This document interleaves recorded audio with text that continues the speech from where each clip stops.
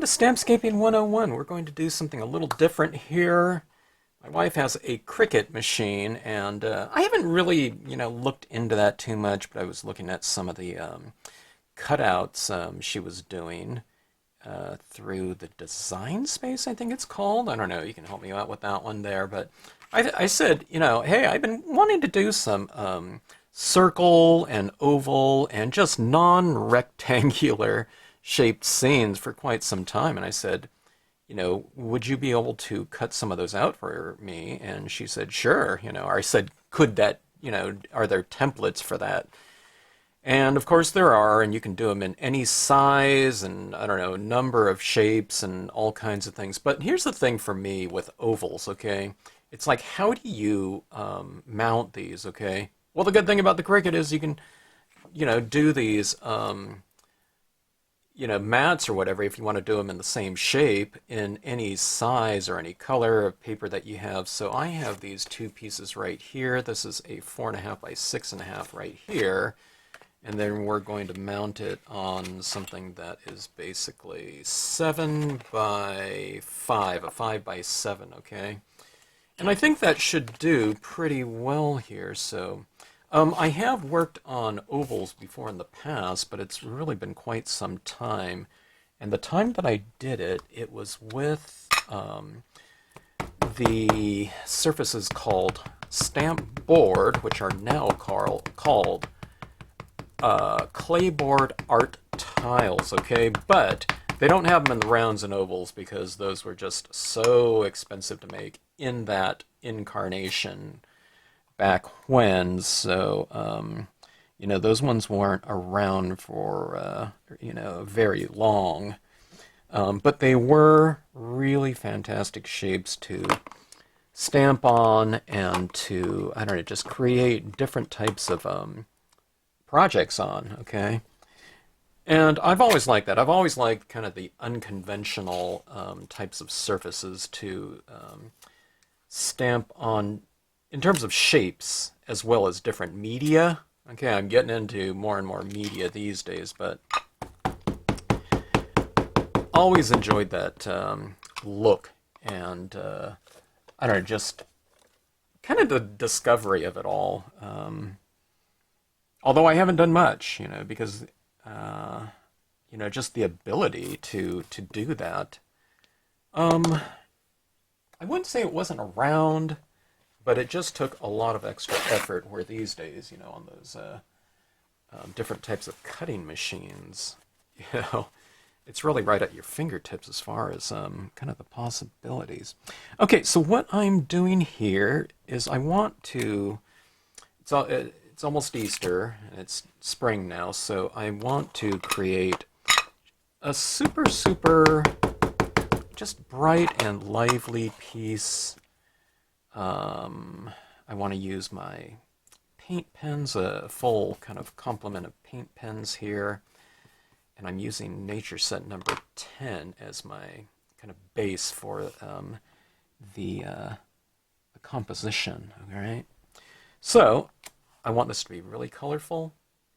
What I'm doing right now with my composition is I'm getting a good foundation. I mean, it's going to create a really strong foundation and kind of framework with which to build this textural statement on, which I hope is a strong textural statement. We'll see when I get there, okay? But I'm looking forward to it in terms of seeing it in this shape, okay? Just a rounded shape.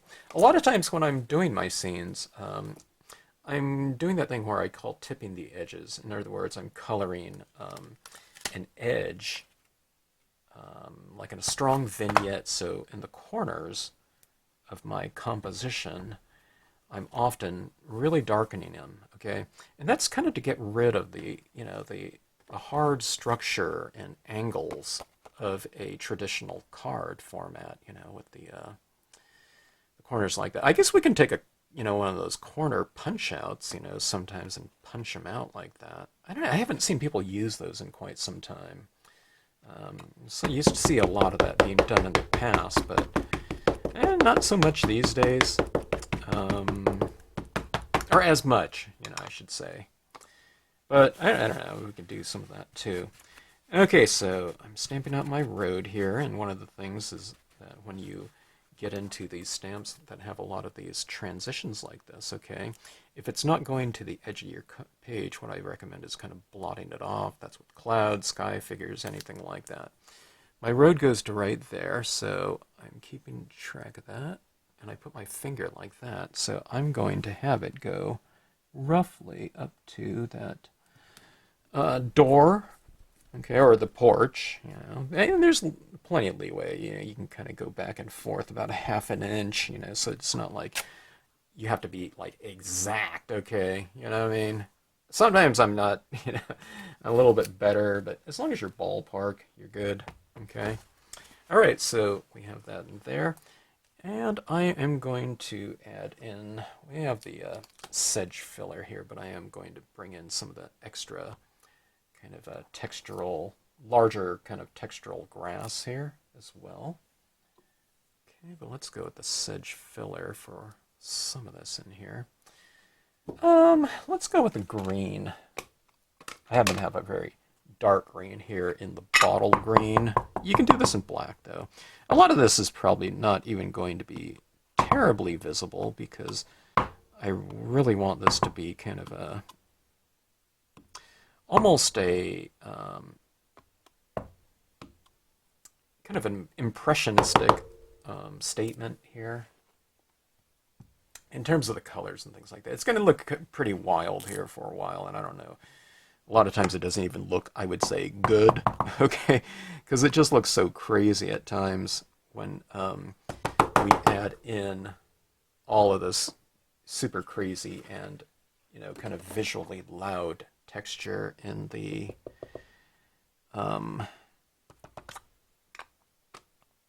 paint pens, big old colored dots and whatnot. It's like, oh my God, what are you thinking about, Kevin? Okay. And I kind of say that myself at times. But when you come in there with your, kind of finishing touches and white paint pen and white pigment ink, it all comes together really beautifully. And then it comes together beautifully. But you have that strong textural statement in there as well. So it's kind of harmonized, but you get kind of that powerful impact of, strong colored dots in there as well, or whatever textures you're doing. Okay, so we have our foundation right here. Isn't that kind of fun, in this round format? Looks like an Easter egg or something like that. But let's see. Let's start coloring this piece. Okay, now I'm doing this on a kind of a, they call it semi-gloss or semi-coated piece. This one happens to be called the white coated silk. It's Mohawk Everyday Digital. And let's see, I'm putting together my color scheme here. All right, some antique linen, some walnut stain. Let's go with some peeled paint. I'm going to get pretty loud on this piece. And one of the things that when you get into some pretty loud colors and whatnot, okay, when you're making that type of a kind of a graphic statement, things can get a little awry. You move into this ugly kind of look, all right? You kind of have to expect that. If you don't go through it, it means you probably haven't been applying enough inks, okay? It comes together in the end, though. You have to kind of trust that if you're kind of doing this particular process. I'm not saying Stampscapes in general, because this is just one way to do this, but I'm going to be laying down a lot of inks and a lot of color and a lot of texture in this whole kind of scenario here. So, all right, so we're going to start off with something very light. My color scheme, by the way, is going to be some greens. So this is like a light green, a brighter green. This is light green too. In fact, it's called light green, but it's a very bright, loud green, okay, too. This is, kind of a darker green. It's for pine green. Then we have our brown tones, okay, so we have the antique linen, brown and dark brown, okay. Use whatever you want, but I would say to grab the colors that you have and to line them up, going from light to dark. We're going to be doing this in some workshops that I'm going to be teaching here very soon, live. If anyone's interested in that, you can check out the workshop section of the Stampscapes site. Okay, so this is antique linen. All right.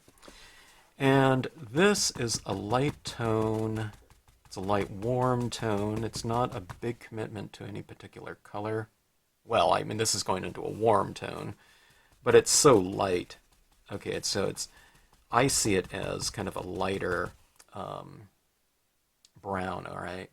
Now, it is blurring. It is picking up some of my black that I've laid down. I just recently re-inked my black because I was doing all of these stamp sketches just all in black grayscale. And I really inked it up, okay? But I'm not really worried about that here because I'm not going to stop at this color right here, okay?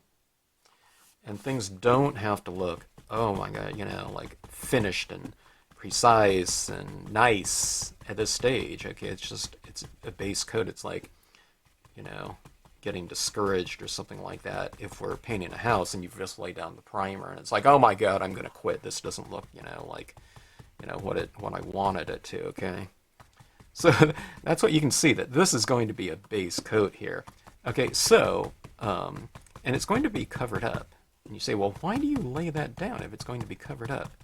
You're not even going to be able to see it, but dye-based inks are transparent, so these base colors like this are going to affect the overall appearance of the eventual kind of finishing color scheme, okay? This one maybe not as much because I plan on using a lot of the paint pens over this whole you know, scenario composition, okay? Alright, so where am I adding this? I'm not coloring this whole thing, okay? I'm just kind of, it's giving me an idea of what this will look like in terms of a lighting scheme, okay? So I'm retaining some areas of light in this piece. There's a little bit of light right up here. There's a little bit of light on the road. A few areas in the grass that are a little bit lighter, okay? Now, I wasn't really kind of, you know, directing it, you know, super carefully or anything like that. I was just kind of laying down some colors, and then when I laid down enough in a certain area, then I would move to another area, okay? And I just kind of let develop something, an area, just in general. Just as long as there's some light and dark within each space, that's good, okay? Now, if you made a mistake and you just colored everything in that one, then when you move to your next color, start to kind of vary things a little bit more, okay? I'm going to put some of this up in my trees here as well, okay? Just get a little bit of that tone up there. It's good to kind of have that warm base like that, even if you're working in a cool color scheme sometimes. I've shown this antique linen. It's a really great color for that because it is so light, but it does have that warmth to it. And is like I said, it's not a big commitment to a particular color. Like this could be a base for, you know, yellows and sunsets and oranges or something like that, or you can move into your browns. I happen to like it in grass for greens so that something isn't so hot looking, you know, in terms of a hot, like a fluorescent green kind of end result or something like that. Okay, so we're moving into the peeled paint. So with the peeled paint, what I'm going to do is I'm going to, you know, I might have some of it going into my, a little bit going into my road, but not as much, okay, as like the antique linen. See that right there? You can kind of move it around. You can change your technique too. You can go with a very light touch like this, okay? Like I said, I'm kind of smearing some of my trees there. I mean, I could heat set it a little bit more, but I just don't think it's going to need it in this particular type of scenario here with what I'm going after. All right. Now, this is one of the things that people just, I don't know. Well, not everyone watches all my videos, I granted, okay? So they don't see this part of it. They just kind of see the introduction, or, you know, they fast forward to the end. So they don't see kind of like this right here. And that's the kind of the stage in which some people kind of get discouraged. It's like, oh my God, that is not looking good, okay? Well, that, it doesn't, you know, it's just, it's still kind of a base kind of a scenario here for your kind of eventual, you know, kind of end result look, okay? And that's just two colors so far, okay? All right, now what you do is when you start moving into your darker colors or your super bright colors, I would use them a little bit more sparingly, okay? You want to retain those areas of light within your space, okay? So we're going to be a little bit more careful about our application of it. I'm going to stay with that same part of the paper towel that I just applied with my very bright, my very, you know, first green color, I should say, okay? This one is a very bright green right here, okay? In the light green. It's more like a yellow green. Okay, see how that's kind of warming things up quite a bit here? Okay. Now this, like I said, it comes together in the end. Sometimes it doesn't come together really fully until I put on like the white pigment ink, okay? All right, going with a pretty dark green here. Where do you put the dark green? I like it underneath my trees, kind of in the shadow areas.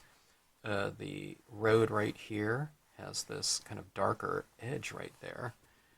Okay, you can just use it kind of sparingly too. You can put a little bit on there and get a lighter version of it like this, okay?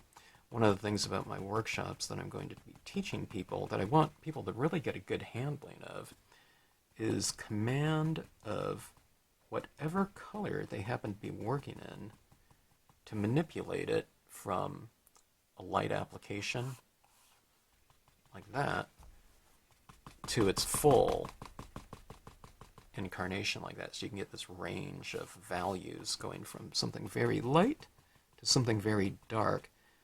And it's, you know, it's to really make use of all of the ink pads that you have so that you don't have to use them just in their straight, fully applied incarnations. You can use them in a, you know, to create lighter values of a given hue, okay? So you can get the full range going from, you know, if you're using black, you have the full range of all the grays from that one color just by the utilization of kind of smaller amounts of it, okay?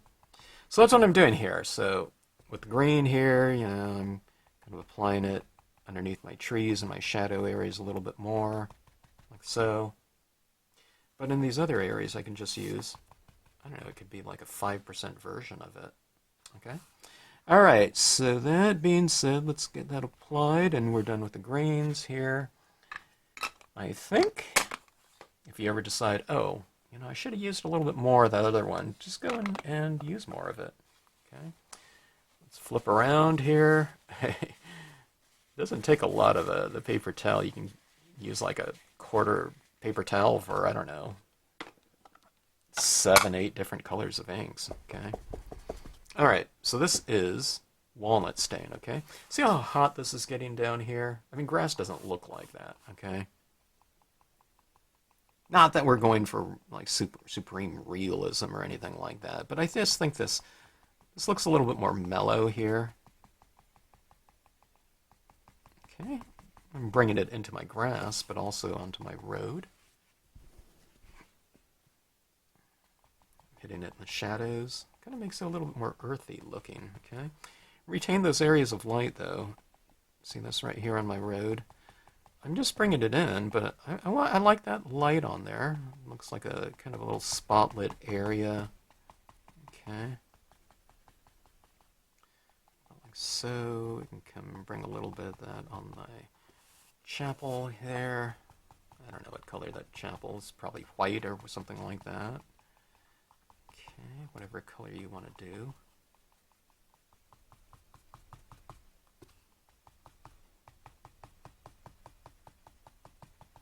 All right, and I think that looks good.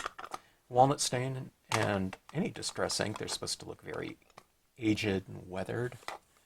Okay, but if I want a brighter tone, let's go in with this just straight brown, okay? Now this one right here, you're gonna, yeah, I re-inked it too, okay? So, see that right there? I don't want that, I want that. So you see what you do with that? You just kind of wipe off some of it. Now when you start applying it now too, just use a nice light touch, okay? So you can have a really good command of how much you apply. Get what you're going after with repetition as opposed to speed, you know. And that way you will apply exactly the amount that you desire as opposed to kind of being surprised and saying, oh my god, I applied too much. So just kind of work in little light, I don't know, 2% applications of any given hue, and then you'll have just complete command over it, okay? And like I said, you know, when you're doing something like that, you're really expanding on, you know, the potential range of your entire ink collection by how much you apply. A lot of people think, okay, well, how many colors of, who knows, distress inks do you have? Oh, I have all, you know, whatever. You have 20 of them, let's say, okay? 20 colors, but you could potentially make that into 1,000 colors because instead of walnut stain, okay, in that full incarnation you have that walnut stain all the way down to white by how much you apply of it, right? So you have every value of a given hue all the way to, yeah, like I said, white, okay? So it's full incarnation to its lightest incarnation. All right, so that is that. I don't know, what are we, 20 minutes? You know, I mean, that's, you know, all the color, and I'm blabbing away here, kind of explaining things too. I could make that go faster if I wanted to. I'm going to go in, let's color in our chapel a little bit with, oh, I was going to do, this is a really pale blue right here. I'm just going to hit it a little bit in the shadows. I want it fairly light, you know what I mean? I don't want to hit it too much. So the shadow areas on the side a little bit, okay? Let's just leave it at that. I won't go too much because I want that to be, of course, the focal point in the scene. You know, so I don't want to make it dark or anything like that. And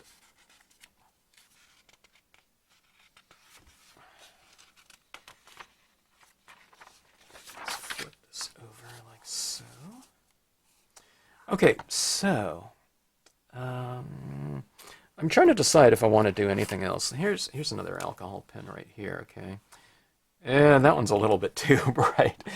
Good thing with alcohol pens, there's kind of much lighter versions of it and duller. Okay, so I'm going to go in here and get into some of these specific areas now. I'm not looking to necessarily color with, you know, a lot with these. It's kind of getting more of the smaller areas, like on these trees right here. Get a little bit of tone in those. Maybe, okay, actually, I colored that green. Let's hit those with a little bit of pink, maybe, okay? This is like really like spring, you know, brightness in here.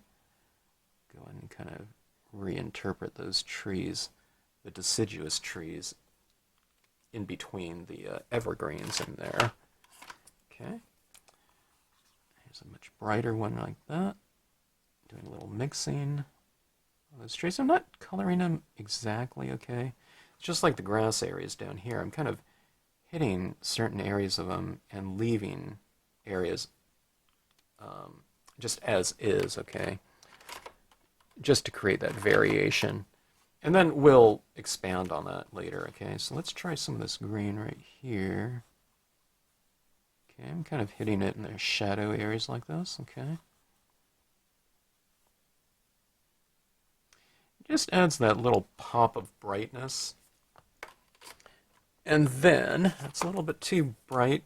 I mean, it's okay, but what I'll do is I'll go in and take my a lighter version. This is like a really pale green. In fact, it's called pale green, and I'll blend that out a little bit. You can do that with these alcohol pens.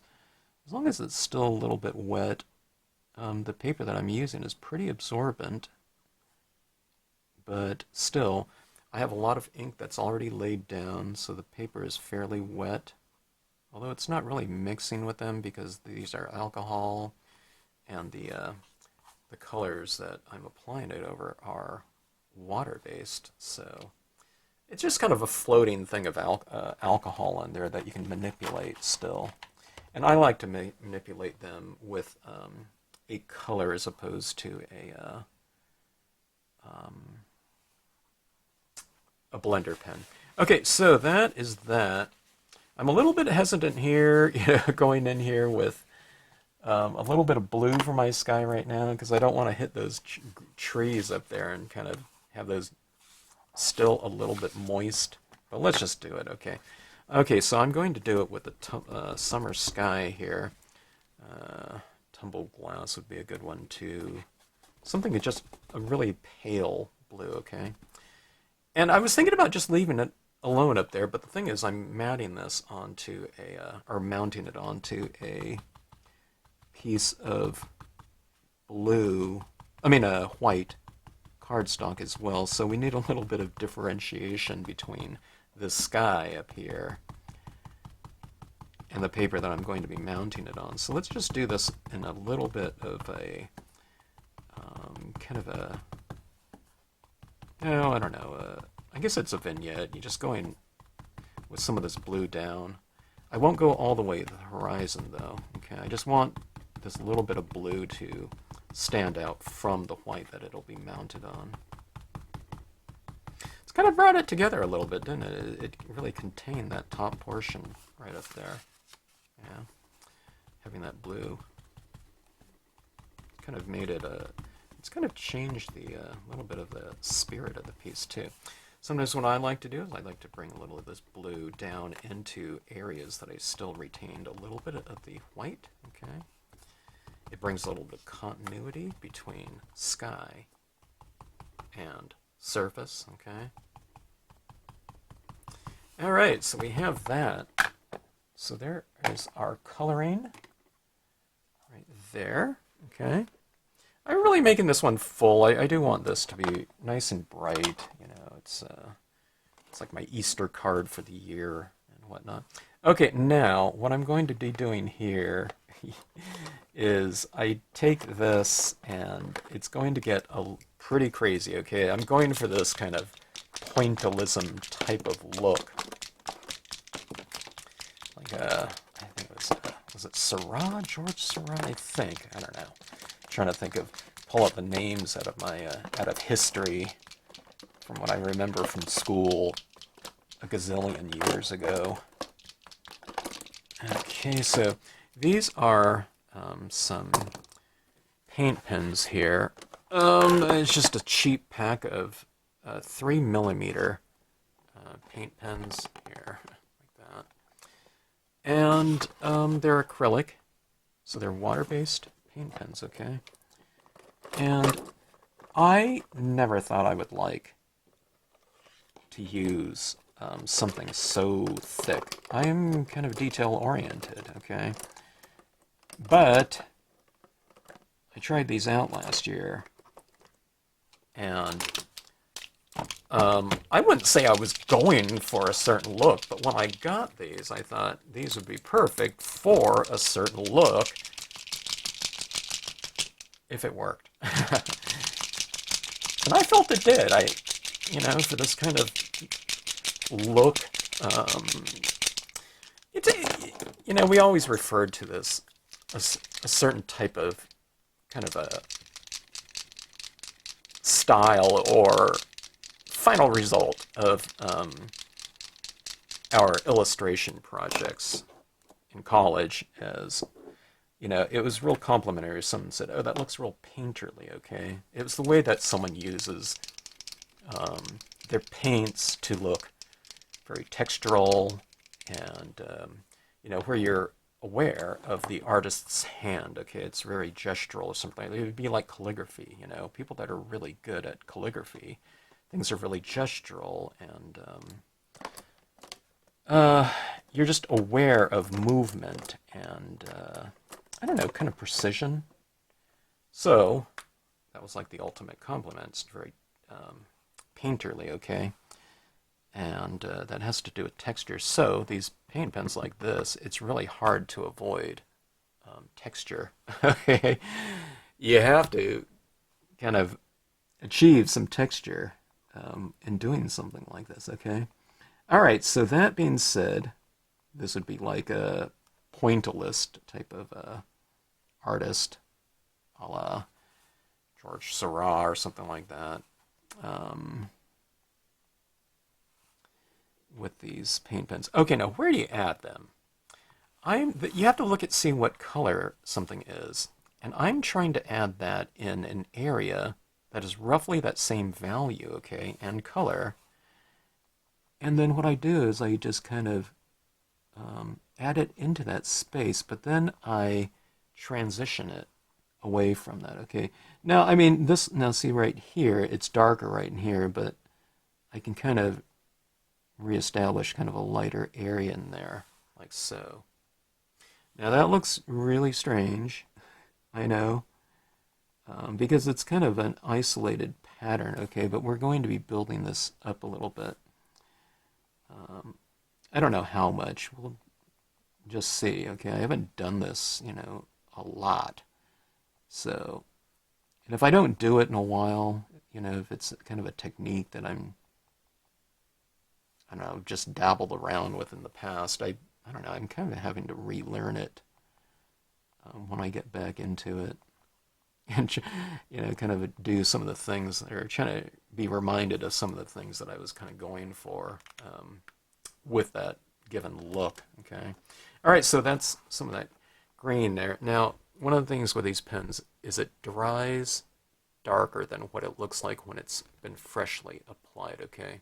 So, I'm kind of going a little bit more than what I think it needs, all right? With that in mind. Okay, so I'll hit some of this in my trees too. And like I said, this texture, it stands out because you know, it's not really happening throughout the piece, so kind of it's a foreign texture, and in this case it happens to be very bright colors in some cases. Well, light and colors that really stand out like that, okay? So, you know, keep that in mind. All right, so what I'm doing is I'm trying to bring in some universal colors, maybe not that color right there.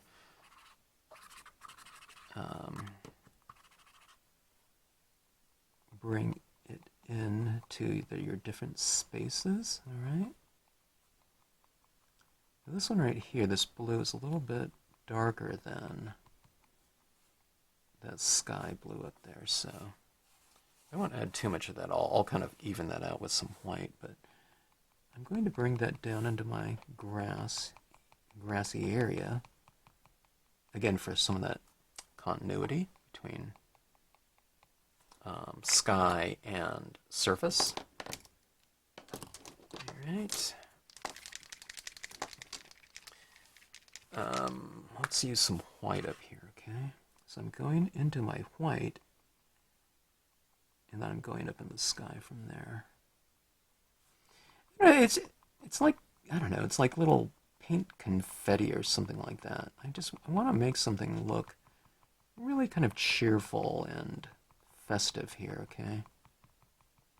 You know, something to really represent spring and I don't know, growth.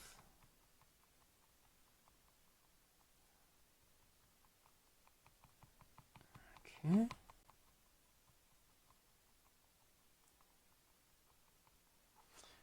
something like that. Now I still have some foreground yet to bring into this piece too, which is what I will be doing after this. I'll probably have to use, I don't know if the maybe the VersaFine Clear. It might have to be a Brilliance water-based pigment ink. I'm not sure. Trying to make that call when I get there.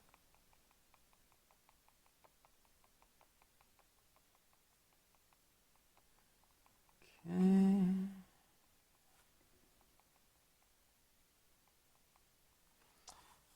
All right. Tapering my white dots out, coming out this way. Kind of making this illuminated road that's very inviting, that someone would want to kind of travel down to the destination. All right, now we have some of that pink in my trees. I'm going to bring this same pink down into this grassy areas, like little clusters of wildflowers, right? Again, it's to really kind of create that little continuity between one area and another area within the scene.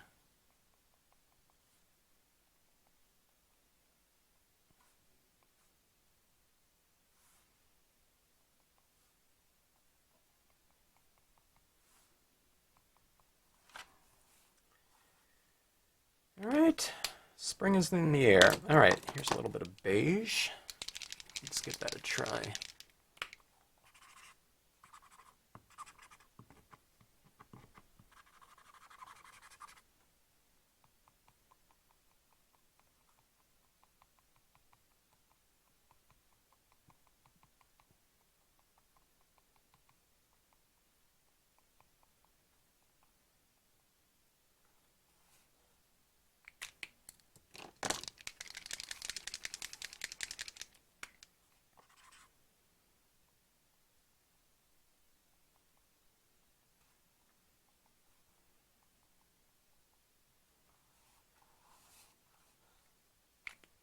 All right, now I do have my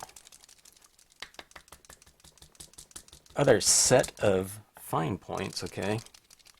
And that's going to be better for the chapel. I got, certain things got a little mucky when because you can't do like detailed toning with, a paper towel like that. But I got, most of the areas that I want to shade. But then if I want to reestablish some of the more kind of detailed areas, like these columns right here, or this front, what do they call it, the entablature? I'm trying to remember the architectural points right here, but going right up in here, just kind of re-establishing some of these lighter areas that we want to, or if we want to. Maybe the doorway here is a little bit illuminated, kind of to draw the viewer's eye to that destination there.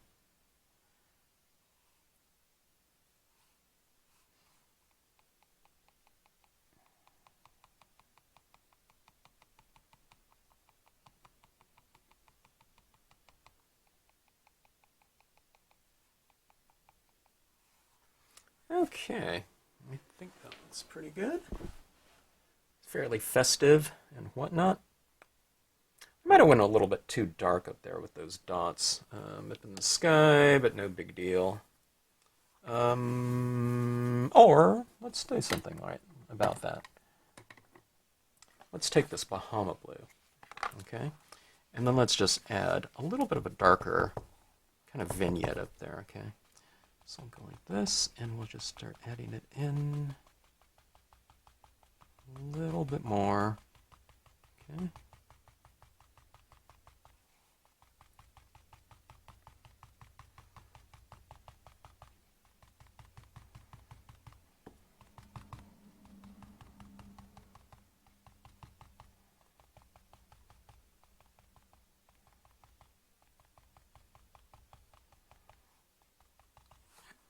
Something like that.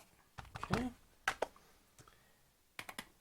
All right, now I'm trying to decide in terms of the process if I should add in some little kind of my illuminating mist in here at this point in time, or if I should do my foreground elements first. Let's go ahead with the pigment ink here. Okay, so we're just going with some white pigment ink here. I'm going to use the Brilliance. It's faster drying than other types of pigment inks. All right, for this purpose. You can use whatever ones you want on this one, especially on this type of semi-coated paper. Okay, so I'm going to start adding this in where light meets dark. So the areas that you've retained the lightness, okay, start adding that in first. That's why we kind of want to retain some of those areas of light through our coloring process. Not only just for this, I mean, if we didn't do this, that would be fine too, but if you retain some of those areas of light, then you're kind of really oscillating your lights and darks around. You're taking advantage of kind of the full contrast potential of a piece. So I'm putting this in those trees back in there, and notice how those trees are kind of getting pushed back in the distance a little bit, and they're kind of being illuminated by this light in the scene. Okay, so what you're doing is you're creating a soft light that's kind of enveloping all of your kind of objects that are stamped within there. So it becomes it's a visual kind of experience, but it also becomes kind of a little bit more of a textural and visually kinesthetic type of piece, because you have all these trees that are kind of being enveloped by this illuminated fog throughout here. Okay, I'm putting some of it at the base of these trees, so they're being kind of illuminated by this kind of light that's pouring in, which is always fun to do, like that. See that low-lying fog, like that? This is kind of the thing that really kind of brings things together quite a bit, okay? Okay, so it's light in here, so I'm bringing a little bit more in right here, but then I'm tapering it off as it moves away from that light, okay? See, like that, a little bit more in the light, then you lose a little bit less. Okay, so and again, you're really applying this in a very light way and kind of methodical way, just like you did with the darker tones. The darker tones, you get it a little bit darker, really methodically. Well, in this one right here, you're making things a little bit lighter, kind of in a very methodic way. That way you're applying as much as you want on there in a very controlled manner. It's like, super dry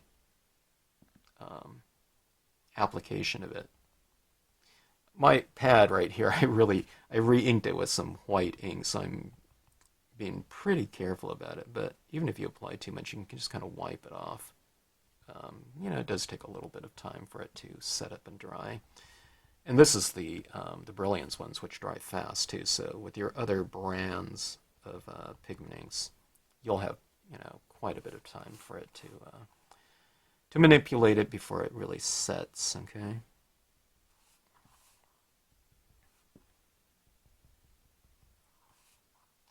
All right, now again, I'm kind of applying a pretty decent amount of it here, because I want this to be real light and airy and representative of kind of the spirit that I'm going for in this piece.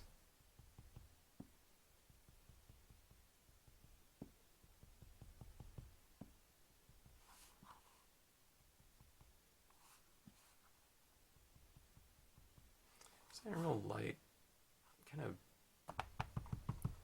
spring-like and friendly and growth and I don't know, all those fun things like that, okay?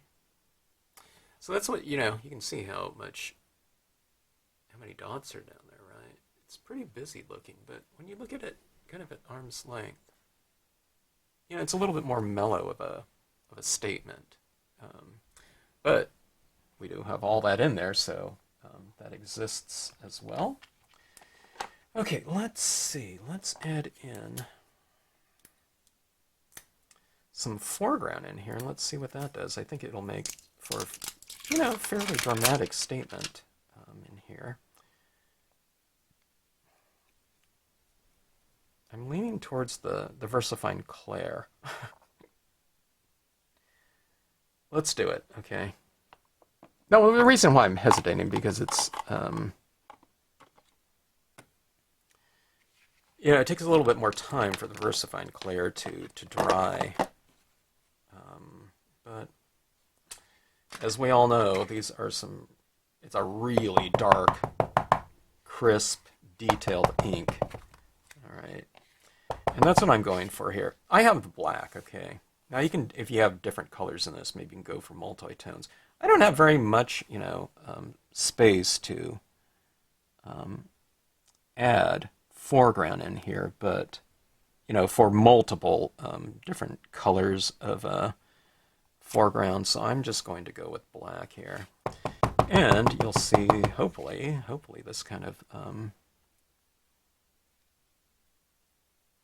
creates a nice kind of a framing device. I think it's going over the paint really well, and the pigment ink that I just laid down pretty well. The Brilliance ink, the Brilliance White, is a water-based pigment ink. Most pigment inks are oil-based, so the oil over the water is going on just fine here. Sometimes you got to be careful of putting, or be mindful, I wouldn't say careful, but you have to be mindful that sometimes putting like water-based over an oil might not work, you know, might smear it or something like that. Okay, now I was wondering on this, how if these fences would work. I did it on a recent piece.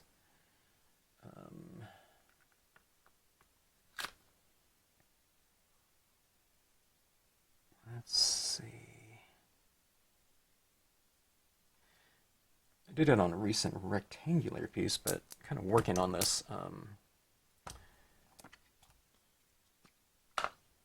oval, you know, I don't know. It's like working on a different kind of compositional structure almost. Okay, so let's see here. I'm going to have this, just a little part of this fence in here, like so.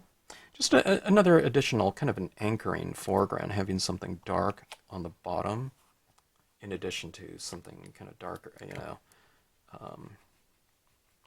darker on top, kind of sets a nice kind of foundation. And let's do this one right here, okay?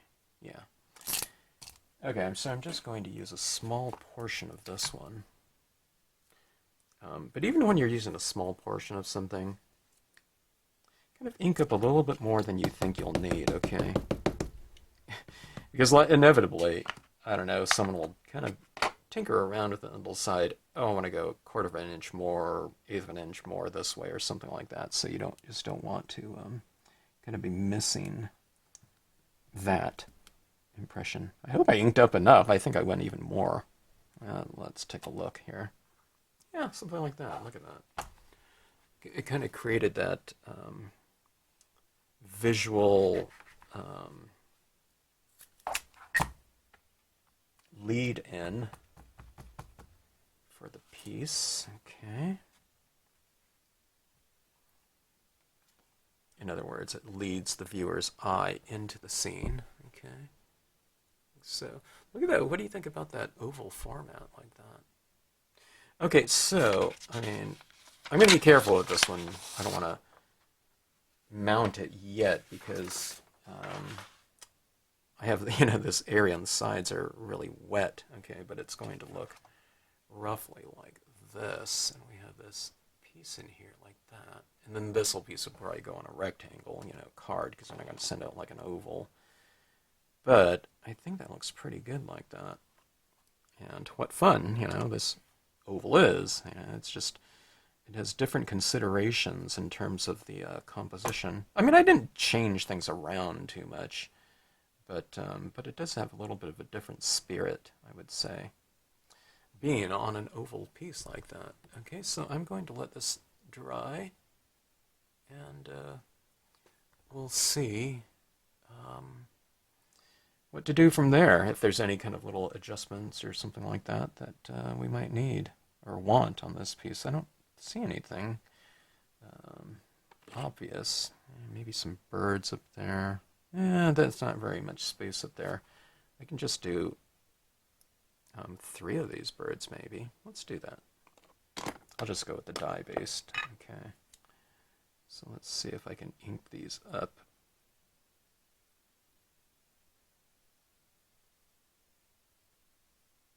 I might be putting it over some of that pigment ink too, so they might not stamp out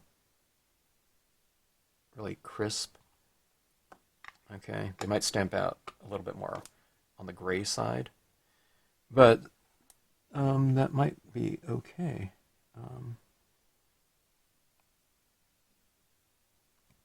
You know, to have them a little bit lighter like that, okay? So, a little bit like that. You can barely see them. I might knock them back a little bit more too, like something. But, yeah. Okay. Or, I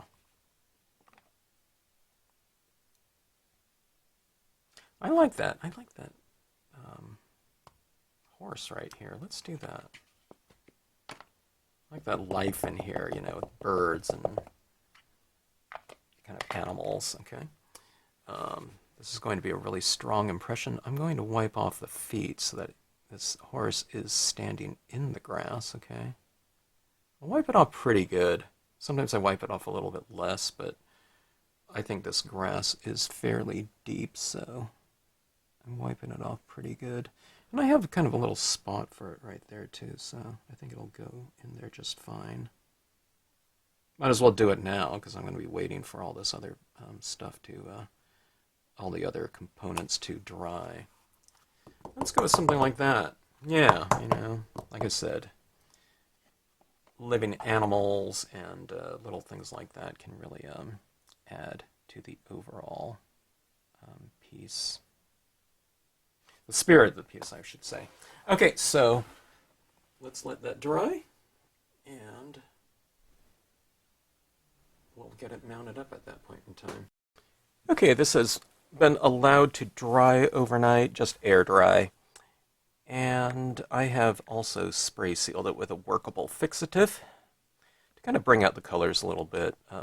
Some colors can dry a little bit dull, but you just shoot it with an acrylic spray of some sort. I used a workable fixatives to keep kind of the more matte, you know, kind of satiny look to this, as opposed to spraying it with a gloss. I mean, you can hit it with whatever.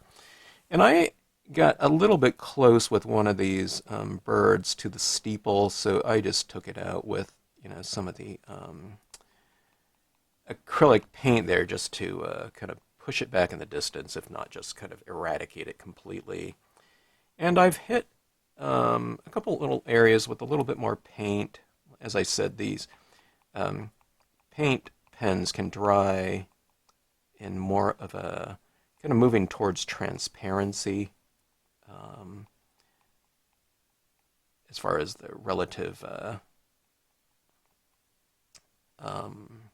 translucency. Okay, translucency, it could be anywhere from, you know, close to transparent to translucent, you know, very close to opaque. These ones kind of move, you know, I don't know, I would say in the midway point, it's, you know, more towards transparent when dry, where they look kind of 80% opaque when wet. I don't know, maybe it moves down to more towards 40% or something like that. I don't know. It probably depends on the color too, how much you shake these up, etc. Maybe I don't shake them up enough. Okay, so let's get this formatted here. Let's see, I need to watch where I just added that. But let's see. Oh, that's not the one.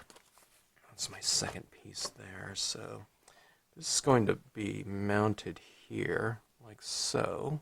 Okay, and then after that, mount.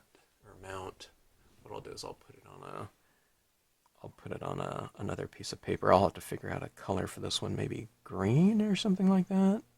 I don't think I want to go too dark with this one, although the dark would kind of bring out more of that foreground there, but I think, I don't know, I still want this one real light and airy. I don't know, yeah, I mean, the more I look at this, the more it kind of looks like an egg, with that oval there, so we'll figure that one out. I'll check in my papers and see a couple of different colors here. I don't have a huge selection of colors, so we'll figure that out. Okay, I've chosen this green here out of my selection of cardstock papers. It's not probably the ideal color, but it's the one that, I don't know, stood out the best to me. And this one also is a text weight one. I didn't have a cover stock in that color, so you just gotta go with whatever works best, even if it's not ideal.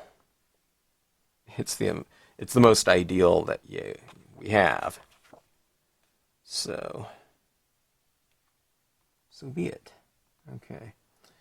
All right. Let's see. Formatting an oval into an oval. Maybe my first. I don't know. Okay.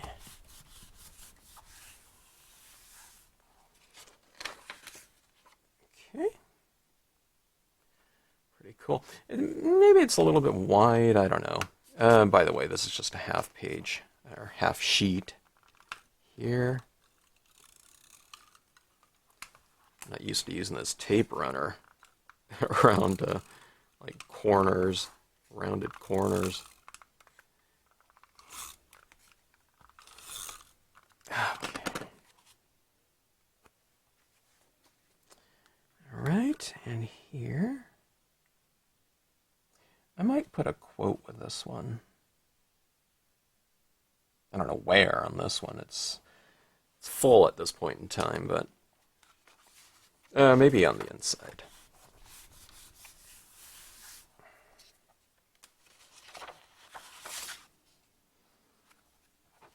All right, so that is that. I think that looks pretty interesting in terms of the shape. I always like seeing new things when I'm creating something. I get bored of doing the same things. I'll get on a kick and kind of, fully explore, well, not fully explore, but do a deep exploration of kind of a new format or a new medium surface combination. But by and large, I like to do new types of things and see new things kind of appearing right in front of you, before our eyes and my eyes. And this is one of them, which is good. All right, so like I said, if I added a quote stamp, oh god, it'd be interesting. I could add it here in the corners too, like peace or something like that. I can emboss it, or some kind of element out here. Maybe even a little crystal out here in the corners might be kind of interesting. I don't know. I usually don't do I'm usually doing scene embellishments more than card embellishments. No crystals. I don't want to overpower. I don't want to draw attention from the main scene. I'm going to look into some quote stamps for the inside here, though, I think. I think that would be good in here. So let me look into the scenic sentiments and see if there's something that can really fit this piece. Okay, quote stamp right here. Let's do it in... I'm going to do it in the Brilliance Black. I'm going to do it on the interior here, so this will just dry faster for me. The Claire is a good choice too, I think, but let's see, my Brilliance is getting a little bit dry and I really need a re-inker for it. Let me just test.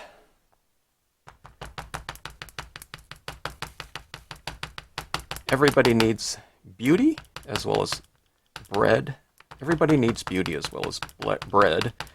Places to play and pray in, where nature may heal and give strength to body and soul. John Muir. Okay, so I think that is even. It was a little bit, probably inked up a little unevenly, just because it's kind of dry, so I was kind of hitting it around on the pad everywhere.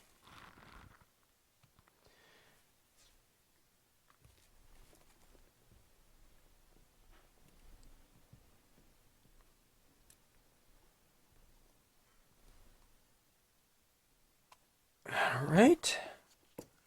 Just eyeballing it. And yeah, like that. I will keep this a little bit open for a little bit. Or let's just heat set it here and forget about it. Not worry about it.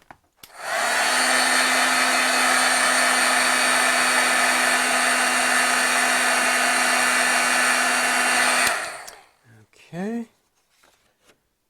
Should be dry. It's a very thin font. All right, there we have it. My first oval piece in quite some time. On the stamp board, there used to be one of the pieces that was a little bit smaller than this, but roughly the same size. I used to like doing the butterfly from the symmetry sheets on it. It was just like perfect for the dimensions here. But okay, again, we can go for any size of these, and I think that would be really great. Ornaments, things like that. I mean, there's all kinds of given shapes. There's stars. I don't know. I mean, there might be thousands of different shapes, but being able to do them in different sizes is really fantastic. And of course, you can do do them in any size. So you can do, I don't know, whatever. You can do a double mat or whatever. I didn't ask her to do like a 1/16 of an inch on each side for a little kind of thinner mat. Maybe I'll look into that too. But I look forward to kind of exploring different platforms or where different shapes, you know, for different scenes. It seems like it would be really, you know, appropriate for scenic stamping. I mean, if you can do something, you can do a nighttime type of scene in a star cutout or whatever. It's not, I guess it's a cutout, yeah. I don't know. I need to go and take a look at the different types of shapes out there and see what we can do. And I don't know. It really opens up the doors. So, okay. So for me, looking at the different shapes of certain types of shapes, it kind of gets you thinking about what you can use in there. When you're going with kind of a blank piece of paper like this, okay, I don't necessarily think, okay, I'm going to do something, you know, in a square format. It's just kind of more of a given. Where the shapes right now, because it's more of something like, I don't know, it's not really a novelty, but it gets you thinking about kind of an ideal type of scenario for those given shapes. So they're kind of inspiration pieces, as opposed to just a blank, you know, slate by which to stamp whatever you want. So with the oval, a little bit less so, but I don't know, I saw some things like tombstones, so I had her cut me out something like this. This would be a great for a Halloween type of scenario in here, you know, little tombstone or, you know, like a full moon, kind of spooky tree or something like that. I don't know. I look forward to kind of looking into this and really getting a good deep dive into shapes and whatnot. I've been stamping on kind of hard edge, you know, rectangles throughout my entire stamping life, you know. So, I don't know, it's good to have something with kind of just curves and something a little bit more, I don't know, just out of the ordinary. And what's great about that one, again, is that you can cut out any type of cardstock that you want. So, we'll try some things on glossy and I don't know, maybe not vellum. Vellum is probably too thin, or is it? I don't know. I guess you can cut out text weight stuff. Foils. I don't know. It's endless. So a whole new kind of source of inspiration and exploration, I guess. So look forward to doing more of those, and we'll see you on a future video. Thanks so much for watching,